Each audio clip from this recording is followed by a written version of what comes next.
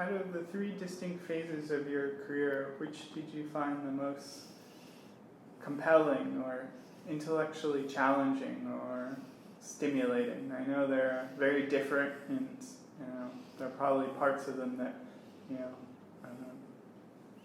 of each phase that that pushed you. But if you had to choose one, which would it be and why?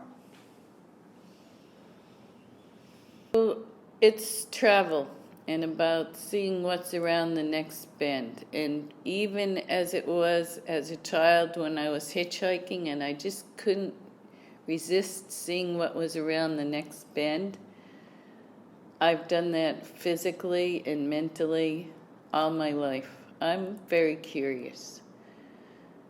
So in the first instance, it was seeing New York, which was really different from where I grew up, seeing the garment district, the garment racks coming down the street, watch your back, and then the Lower East Side and the East Village with all the hippie inundations. And then Peru was a totally distinct culture, an agrarian society with very, very fixed dates. You knew a year in advance when the next fiesta was going to be.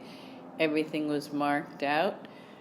It seemed to me like spontaneity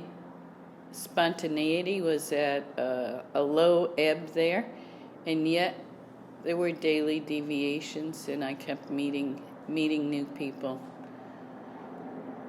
And Japan was a great challenge because everyone in Japan had advice about what I should do to get along there.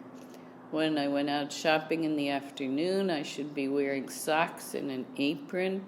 When I did my grocery shopping, when I addressed an older person, I should do this kind of movement. When I was sitting at the tatami room, I should sit in this position.